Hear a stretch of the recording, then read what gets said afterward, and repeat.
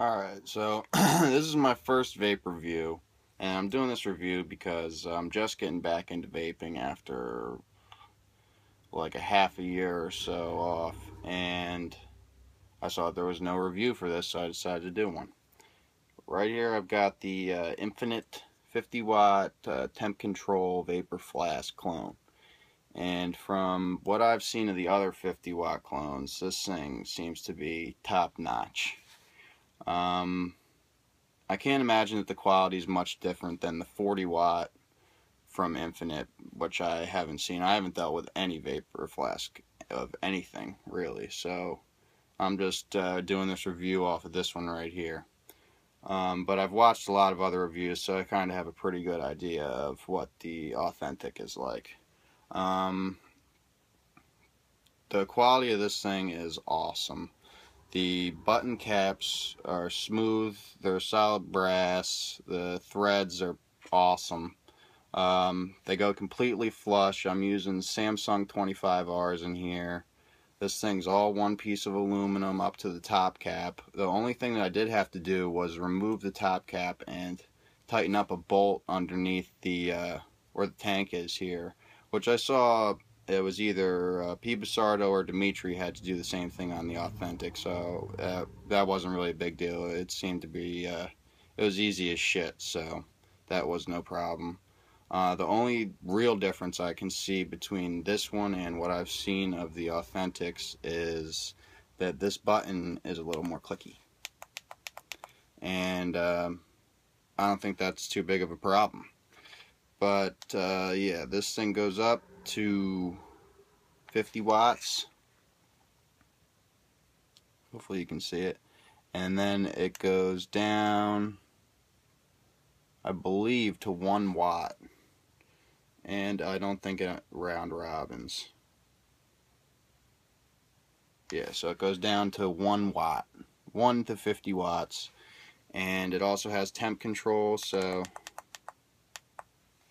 you lock it and then press both the down and up button. It'll let you change your temp. Right now I have it turned off because I'm using Canthal, but it'll go from 300 degrees Celsius to 150 Celsius and 600 degrees Fahrenheit to 200 degrees Fahrenheit. And then you can have it turned off as well. And those will round robin if you hold the down button. It'll round robin through all the temperatures, but then when you hold up, you can get to the off setting. So I have mine off right now for Canthal.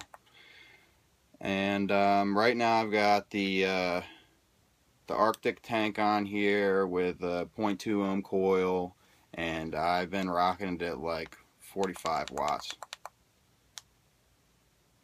The only real flaw that I can see in this thing is that the micro USB isn't perfectly centered, which I also saw in P. Basardo's video for the authentic, so that doesn't really matter, and I'm not going to be using that anyway, so who gives a fuck. Yeah, so I've got it 45 watts, it's saying got 0.25 ohm coil, and it's hitting it like 0.33 volts at 45 watts.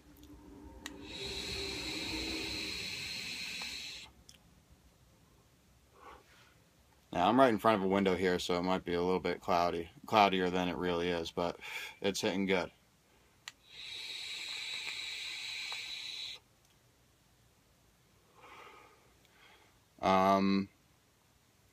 I can't use the temp control because I haven't really fucked with nickel wire. I'm just getting back into this shit, and I didn't even know that nickel wire was being used, so yeah, I guess that's pretty much it. This thing is solid. There's no rattle to it.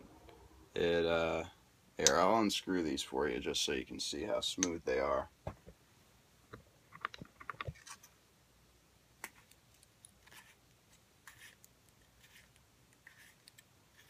Threads on this thing are really fucking awesome. They're smooth as ice. I played hockey for 11 years. This bad boy is awesome.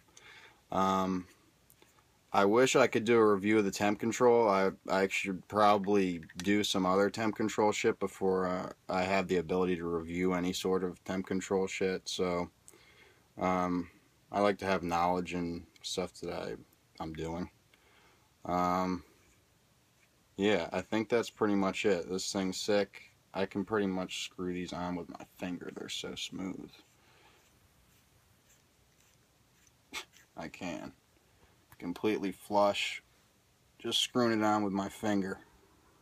So, yeah. I highly recommend this beast. I mean, the only thing that I don't really like is that it says infinite on the front. I'd rather it just say nothing all over it. But, yeah, look at that. You can tighten those all the way up with your fingers. That's how smooth they are. So, yeah, I don't have any complaints with this. I was used to mech mods and the buttons were so finicky I just couldn't fucking handle it anymore. So, this is awesome. Thanks for watching.